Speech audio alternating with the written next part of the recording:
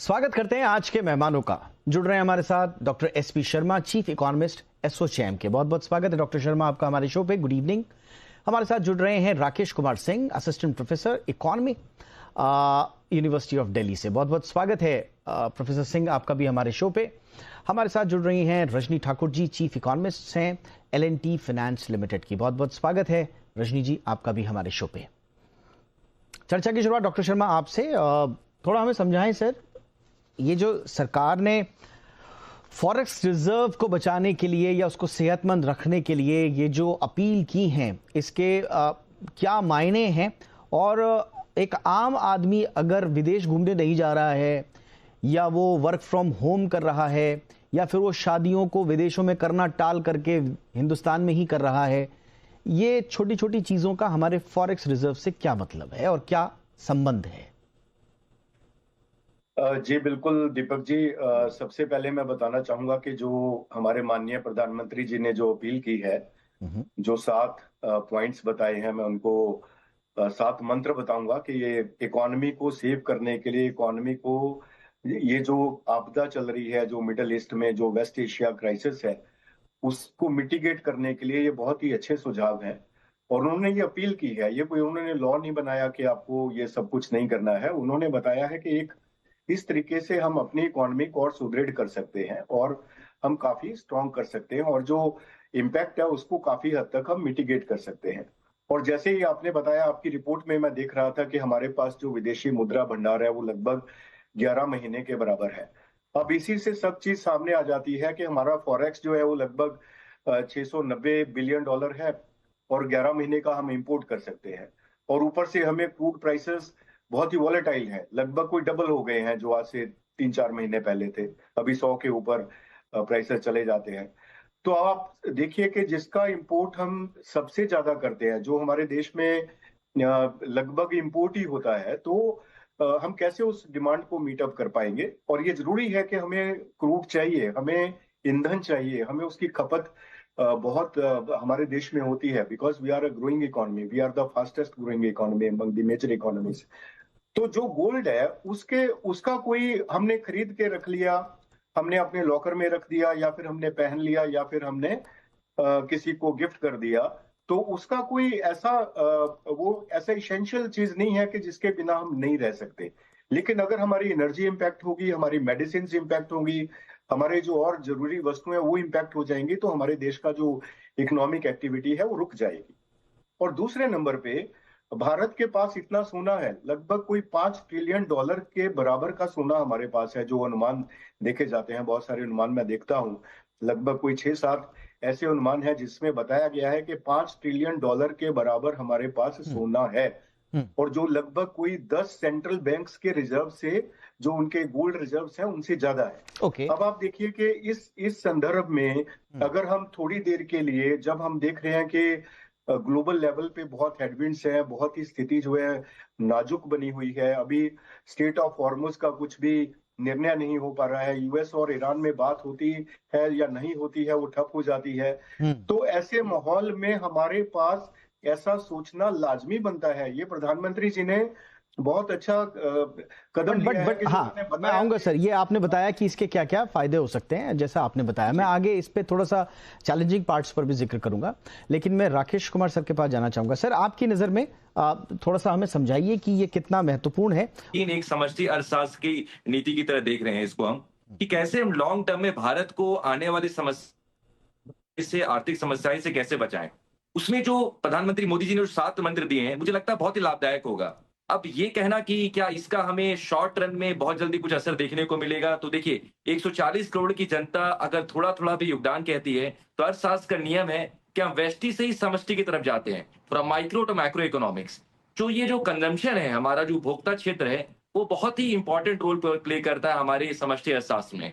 तो अगर थोड़ी थोड़ी कदम भी अगर सभी लोग उठाते हैं, जैसे कि प्रधानमंत्री जी ने कहा पेट्रोल की हम बात करें, अगर उसमें हम खपत कम कर देते हैं, हम ऑनलाइन काम करने की कोशिश करें, साथ ही साथ अगर हमारी कोशिश हो कि गोल्ड पे जो अनावश्यक खर्च की जाती है, जो स्टेटस सिंबल जिसे हम बोलते हैं इकोनॉमिक्स में, अगर वहां ना इस्तेमाल करके जो जरूरी चीज है, प्रधानमंत्री जी ने पूरी तरीके से खत्म करने की बात नहीं की, अनावश्यक जो चीजें हैं वहां पर अगर हम इसको कम करें, जहां पर एक देश हित में, एक राष्ट्र हित में इकोनॉमिक पैट्रियोटिज्म को मैं शो समझ करते हुए गया अगर हम जहां जहां जी। कमी कर सकते हैं। राकेश जी, बस मैं थोड़ा यही मैं समझना चाह रहा हूं, हमारे दर्शकों को जरा ये बताइए, जो आपने कहा कि इकोनॉमिक नेशनलिज्म का एक नया मॉडल सरकार लेकर के आई है।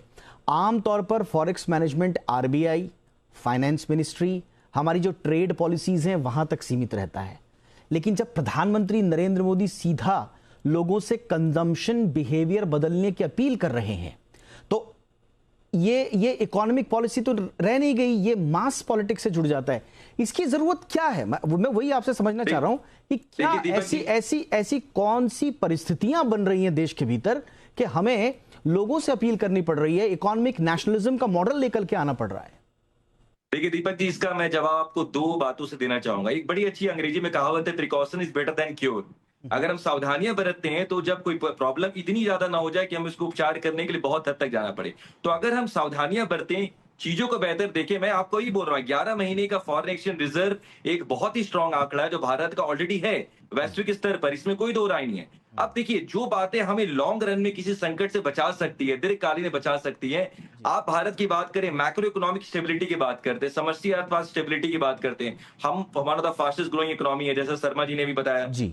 हम फास्टेस्ट इकोनॉमिक ग्रोइंग है। हम जीडीपी ग्रोथ रेट के बारे में बात करें, $690 बिलियन एक बहुत बड़ा आंकड़ा है फॉरेन एक्सचेंज रिजर्व का। देखें, इन्फ्लेशन भी 4% से नीचे है, जो कि आरबीआई का रूल है 2 से 6% के बीच में होना चाहिए। 3.48 के आसपास आप देखें, 4%। तो सारे मैक्रो इकोनॉमिक फंडामेंटल सही है। मैं आपसे ये कहना चाहता हूं कि अभी हमें प्रधानमंत्री जी ने, माननीय मोदी जी ने उसको कहा है, सिर्फ इसलिए कहा है कि कहीं ना कहीं अगर हम इन चीजों का ध्यान रखें तो आने वाले समय में जो की समस्याएं अभी वो यही चीज समझ नहीं आ रही ना राकेश जी, यही चीज तो समझ में नहीं आ रही है।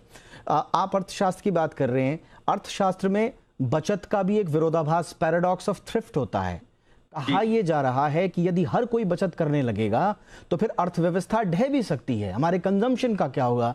देश की इकोनॉमी कंजम्पशन आधारित हमारी इकोनॉमी है। अगर हम कंजम्पशन को कर्ब करने की कोशिश कर रहे हैं तो हमारे अर्थव्यवस्था पर जो विपरीत प्रभाव आएंगे, उसके बीच में ये संतुलन कैसे बैठाएगा? सर, बहुत अच्छा प्रश्न पूछा है दीपक जी आपने, और इसका जवाब इस तरीके से कि प्रधानमंत्री जी ने जो 7 मंत्र बताए उसमें एक स्वदेशी की बात की है। प्रधानमंत्री जी ने कभी ये नहीं कहा कि आप जो अपनी सिर्फ अनावश्यक कंजम्पशन को, उपभोग को कम करने के लिए कहा है। उन्होंने बोला वोकल फॉर लोकल, इसकी बात की है कि कंजम्पशन हमें करना है, उपभोग की उन्होंने ये बात नहीं की कि हमें उपभोग को कम करना है, उसको वोकल टू लोकल की तरफ लाना है। मेक इन इंडिया की बात की उन्होंने, कैसे हम भारतीय प्रोडक्ट्स को, अपने देश के प्रोडक्ट को इस्तेमाल करके कैसे हम ऊपर ले आ सकते हैं, ना कि हम विदेशी प्रोडक्ट्स में सिर्फ उधारी उस पर मतलब सिर्फ प्रभावित रहे या उस पर हम आधार रखें। क्योंकि देखिए, उसकी सबसे बड़ी वजह यह है कि जब भी हम आयात करते हैं तो आयात करने से कहीं ना कहीं हमारा विदेशी मुद्रा भंडार कम होता है, वो पैसे बाहर जाते हैं। तो प्रधानमंत्री जी जो आप बात बोल रहे हैं, मैं वही कह रहा हूं कि प्रधानमंत्री जी कह रहे हैं कि उसको स्वदेशी की तरफ लाएं। उसका जो रास्ता है, उसकी जो आर्थिक ऊर्जा है, वो भारत को लेकर के आए, जिससे भारत की आपकी बहुत बढ़त होगी। एक मैं छोटा सा उदाहरण लेकर के अपनी बात, मैं आऊंगा सर आपके पास। मैं रजनी जी के पास उनको ओपनिंग रिमार्क ले रहा हूं, मैं आऊंगा आपके पास, अभी मेरे और सवाल हैं। रजनी मैम, थोड़ा सा हमें बताइए, आपके नजरिए में भारत के फॉरेस्ट रिजर्व पर प्रधानमंत्री नरेंद्र मोदी की इन अपीलों का क्या असर, और ये क्यों इंपॉर्टेंट है? तो दीपक, जिस हिसाब से मैं देखती हूँ, इकोनॉमिक्स में, अर्थशास्त्र में एक इक्वेशन होता है, 3 फैक्टर्स ऑफ प्रोडक्शन होते हैं, लैंड, लेबर और कैपिटल। लैंड हमारा डोमेस्टिक होता है, लेबर हमारा डोमेस्टिक होता है, थोड़े इंटरनेशनल आते हैं, कैपिटल में हमारी इंटरनेशनल डिपेंडेंसी ज्यादा है। और अभी हम उस फेज में है गल्फ वॉर के विदाउट भी, जहां पे हर इकोनॉमी ये कोशिश कर रही है कि हम अपने स्ट्रॉन्ग, डोमेस्टिकली स्ट्रॉन्ग रहे। टैरिफ की बात चल रही थी पूरे साल, फिर अभी ये वॉर चल रहा है, कोई एनर्जी के कंट्रोल करने की कोशिश करता है, कोई इकोनॉमी रेयर अर्थ को कंट्रोल करने की कोशिश करता है। तो हर बड़ी इकोनॉमी कोशिश कर रही है कि हम अपनी इंटरनल इकोनॉमी पे सेल्फ डिपेंडेंट हो पाए। और उस मामले में जब भी स्पेशली ये वॉर लाइक कंडीशंस आते हैं, हमारे फॉरेन कैपिटल फ्लो काफी कम हो जाता है, एक्सपोर्ट्स कम हो जाता है, क्योंकि काफी शिपिंग लाइंस वगैरह डिस्टर्ब होती है। हमारे इक्विटी में फॉरेन कैपिटल फ्लो कम हो जाता है क्योंकि अनसर्टेनिटी आ जाती है। तो सडनली हमें ये सोचना पड़ जाता है कि हम अपनी डोमेस्टिक करेंसी से कितनी बाहर की चीजें खरीदें, कितना रुपया खर्चा करें और डॉलर खरीदें। सो जो आपने डायलेमा दिखाया कंजम्पशन और फॉरेक्स का वो एक्चुअली है नहीं, क्योंकि जो भी कंज्यूम करे अगर वो रुपी में फाइनली जा रहा है तो हमारी डोमेस्टिक कंजम्पशन आ रही है और उसका सप्लायर भी कोई डोमेस्टिक है। अगर हम वो चीज कंज्यूम कर रहे हैं जो डॉलर में हमें खरीदना पड़ता है, और अगर आप पीएम की लिस्ट भी देखेंगे तो वो सारी वो चीजें हैं जिसके हमारे डॉलर बिल्स बहुत हाई है, चाहे वो पेट्रोल हो, चाहे गोल्ड हो, चाहे फर्टिलाइजर की बात करिए, हर जगह उन्होंने वहां पे बात करी है जो हमारी एक्सटर्नल डिपेंडेंसी और डॉलर में हमें पे करना बहुत ज्यादा हैवी होता है। तो ये जो वो अपील है ये हमारे saving investment equation domestically, I would say कि लॉन्ग टर्म वाली इक्वेशन को बैलेंस करने के लिए भी है, और दूसरा कि इमीडिएटली फॉरेक्स पे असर नहीं पड़ेगा, बट अगर हम कंजम्पशन पैटर्न ग्रेजुअली चेंज करते हैं जहां हमारी इंपोर्ट डिपेंडेंसी कम होगी, स्पेशली इन स्पेसिफिक सेक्टर्स में, तो हमें as an economy much more 1 साल 2 साल डाउन द लाइन हम मच स्ट्रॉन्गर इकोनॉमी होंगे। तो वो स्मॉल लिटिल हैबिट्स को चेंज करने की बात करिए जिसका असर दिखेगा 1.5-2 साल बाद धीरे धीरे। हाँ, बट यही थोड़ा सा ना, यही मैम बताइए हमें, जैसे आपने बोला कि प्रधानमंत्री नरेंद्र मोदी ने जो बातें करी हैं, जो अपील करी हैं, उनका कंजम्पशन जो पैटर्न है वो फॉरेन करेंसी से जुड़ा हुआ है, फॉरेन करेंसी से जुड़ा हुआ है, और उसकी निकासी को रोकने के लिए उन्होंने ये तमाम अपीलें की हैं। बट जब हम गवर्नमेंट के लेवल पर एक अपील का साइकोलॉजिकल इंपैक्ट देखते हैं ग्राउंड पे, तो ऐसा नहीं है कि सिर्फ फिजिकल इंपोर्ट कम हो रहे हैं, इसके साथ साथ लोग बाहर कहीं जाना कम ना कर दें, बाहर खाना कम ना कर दें। भाई, एक हमको राष्ट्रहित में आहुति देनी है ना अपनी इस वक्त, तो उसमें आदमी ये सोचता है कि विदेश जाना तो ठीक है, लेकिन मैं अननेसेसरी मैं क्यों घर से बाहर निकलूं, या मैं क्यों अभी सैर सपाटे पे निकलूं, अभी देश संकट में है। तो बाहर खाना कम हो गया, ट्रांसपोर्टेशन कम हो गया, लोगों का शॉपिंग करना कम हो गया, लोकल सर्विसेज पर जो खर्चे होते थे वो लेना कम हो गया, सिटीज़ की जो इकोनॉमिक डेंसिटी है या छोटे शहरों की जो इकोनॉमिक डेंसिटी है उस पर इम्पैक्ट पड़ सकता है। तो फिर इस तरह से जो ग्राउंड लेवल पर जो तस्वीर दिखती है वो कुछ और दिखती है, और वो ये बताती है कि ओवरऑल आपका कंजम्पशन बिहेवियर डोमेस्टिकली भी कहीं उल्टा डेंट तो नहीं कर रहा है। तो इस पैराडॉक्स को समझाएं कि कैसे इसमें सरकार ने क्या तैयारी की है और मैसेजिंग का मतलब क्या है। तो दीपक, आपने बहुत बड़ी पॉइंट रेज करी है। एज एन इकोनॉमी हम finally anything between 55 to 60% consumption पे डिपेंडेंट है।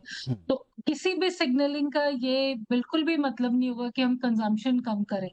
और एक्चुअली अगर आप लिस्ट पे ध्यान देंगे तो हर वो कंजम्पशन की बात हुई है जहां पे कि हम बिल फॉरेन एक्सचेंज में पे करते हैं।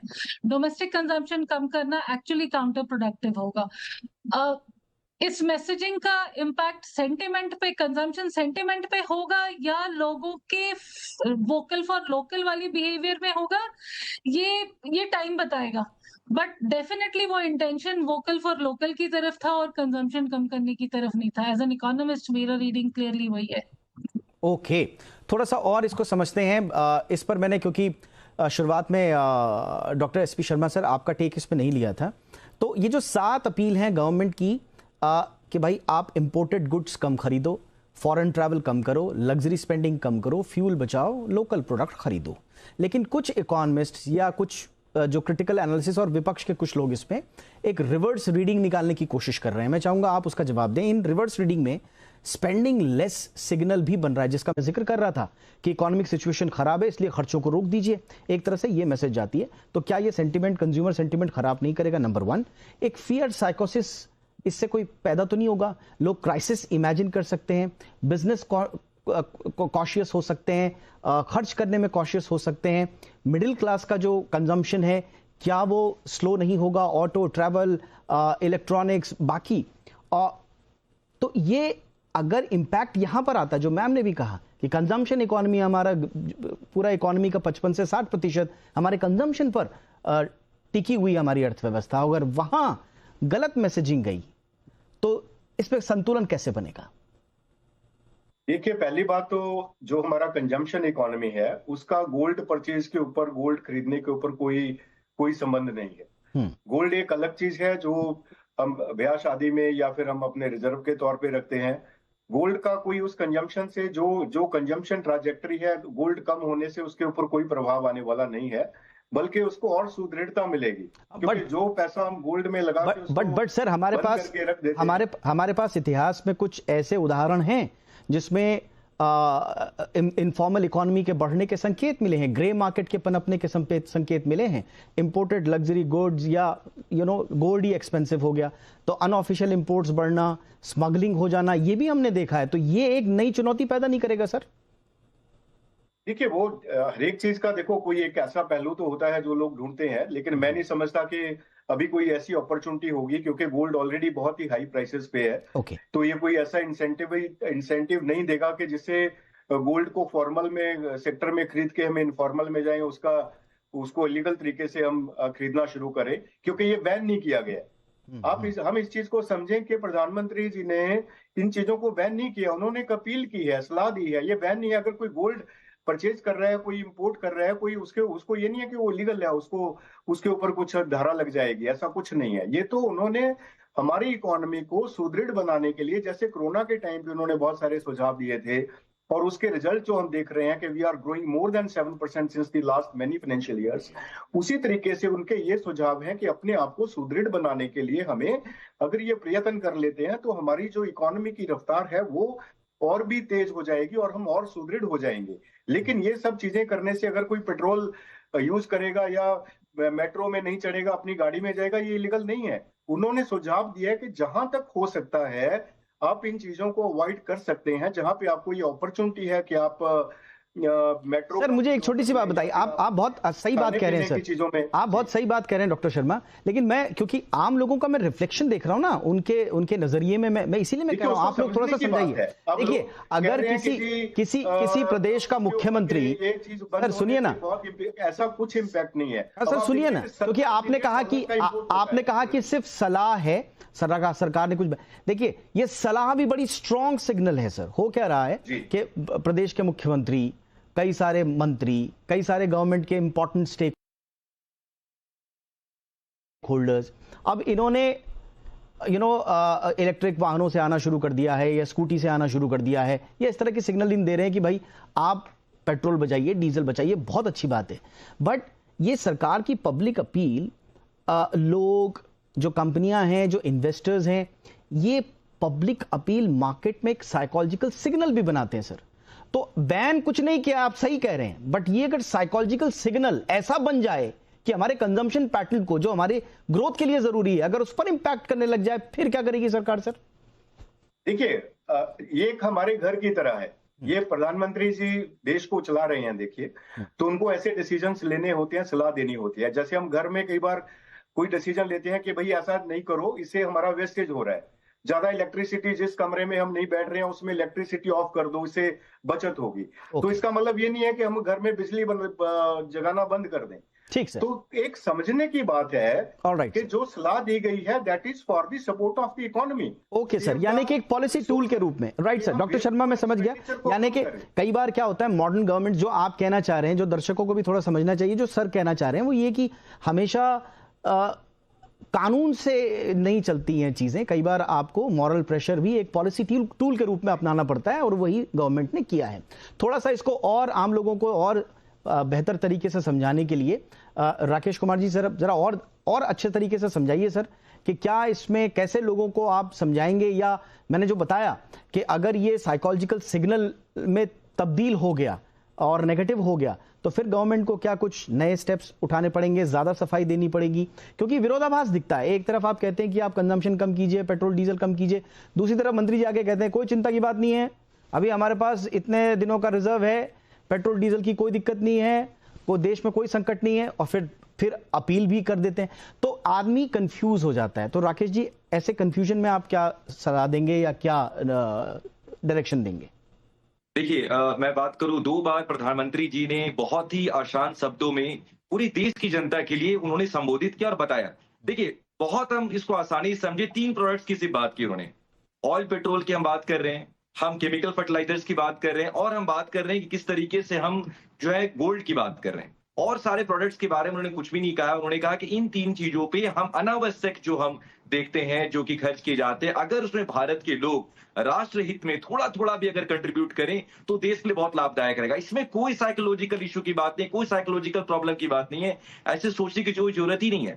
क्योंकि देखिए अगर हम इन दोनों तीनों प्रोडक्ट्स की बात करें, केमिकल फर्टिलाइजर के देखिए कितनी अच्छी बात है, जो देश उतनी विदेश खपत होती है, अगर उसको नेचुरल फार्मिंग से, भारत की नेचुरल फार्मिंग से उसको ठीक किया जा सकता है तो उसमें क्या समस्या है।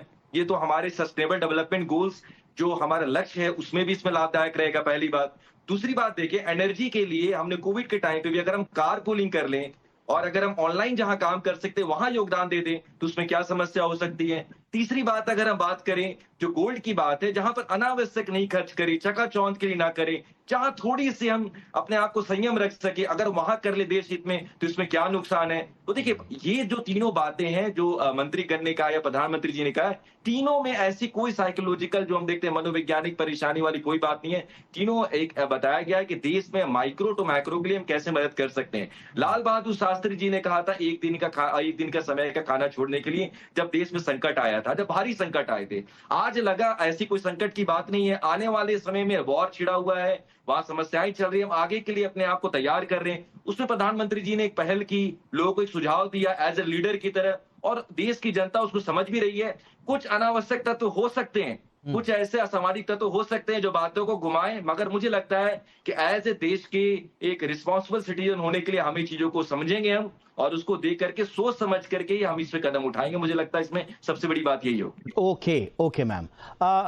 रजनी मैम आपके पास मैं आ रहा हूँ अब। मैम थोड़ा सा लास्ट में एक बार जाते जाते जो हमारा जो मूल टॉपिक है कि भाई फॉरेक्स रिजर्व और उसका आर्थिक कनेक्शन, और फिर बीच में प्रधानमंत्री नरेंद्र मोदी की यह अपील, अब इनको आप समझाइए मैम कि अभी हमारी स्थिति क्या है, नंबर 1। नंबर 2 कि अगर ये अपील धरातल पर सकारात्मक रूप में इसका कोई अन्यथा मतलब अगर ना निकाला जाए, और जो दिशा दशा सरकार सोच करके चल रही है उस दिशा दशा में कंजम्पशन पैटर्न में कुछ चेंजेस आए जो कि हमारे फॉरेक्स रिजर्व को डायरेक्टली प्रभावित करते हैं, तो इस अपील का क्या बेटर एक इम्पैक्ट पड़ेगा हमारे फॉरेक्स रिजर्व्स पर?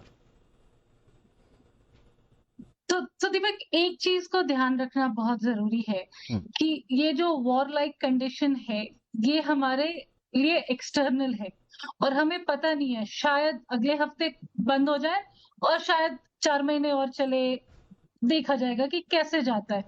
हम एज एन इकोनॉमी, हमारे पास इतना रिजर्व्स है कि हम करंट इंपोर्ट जितना हम कर रहे हैं फिर भी हम अगले 11 महीने तक कवर्ड है। तो ये एक बहुत इंपॉर्टेंट नंबर है ध्यान रखने का कि कुछ भी कंजम्पशन में चेंज ना करें, सब कुछ वैसे ही इंपोर्ट करते रहे तो भी हम अगले 11 महीने तक के लिए हमारे पास इंपोर्ट कवर है। तो ये जो वो संकट वाली बात है वो तो है ही नहीं।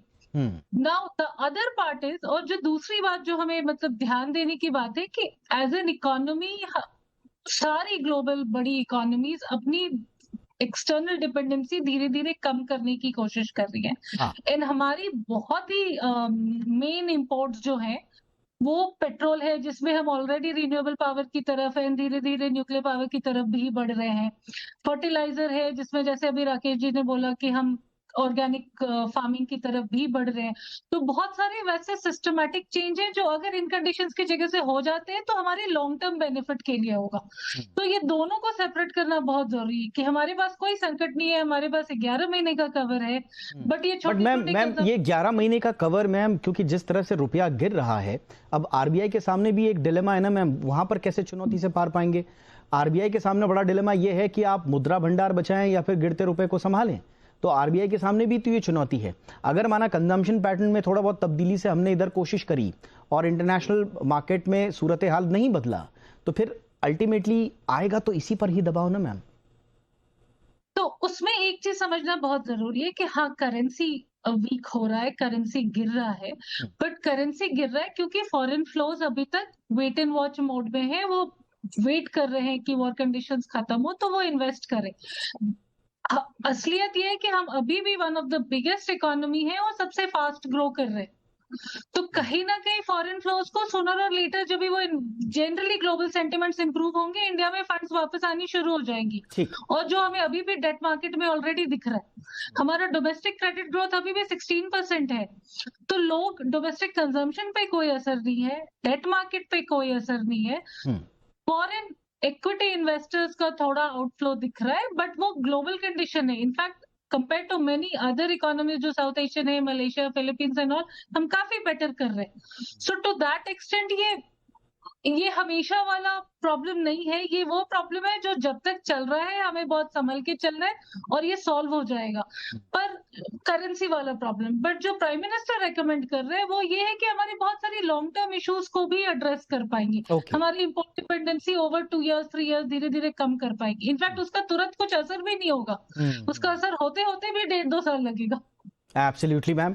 तो एक तरफ सरकार का इंटेंशन है कि आम लोग भी अपने आम खर्चों के पैटर्न में थोड़ा सा तब्दीली लेकर आए, खासतौर से वो खर्चे जो विदेशी मुद्रा भंडार से सीधे सीधे जुड़े हुए हैं या उसको इम्पैक्ट करते हैं।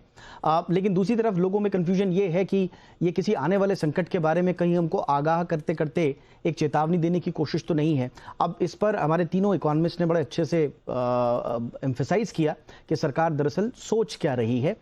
लेकिन इसी बीच में भारत को केवल बचत करने वाला नहीं बल्कि उत्पादन करने वाला, एक्सपोर्ट करने वाला भी हमारा एक लक्ष्य जो है उस पर हमको आगे बढ़ना है। और उसके लिए अगर 7 मंत्र जनता को दिए गए हैं तो कुछ मंत्र इकोनॉमिस्ट सरकार को भी देते हैं कि आप इस समय स्ट्रक्चरल रिफॉर्म्स की तरफ बढ़िए। उन दिशाओं में क्या होगा, क्या सरकार करेगी, इस पर हमारी नजर रहेगी। फिलहाल आज की इस चर्चा को यहीं खत्म करते हैं। बहुत बहुत शुक्रिया आप तीनों का। Rajni ma'am, thank you so much, आपने वक्त निकाला। Rakesh sir, thank you so much sir, आपने समय निकाला। Doctor Sharma, thank you sir आपके वक्त के लिए। एक छोटे से ब्रेक के लिए रुकते हैं, ब्रेक के उस पार कुछ और खबरों के साथ हाजिर होंगे।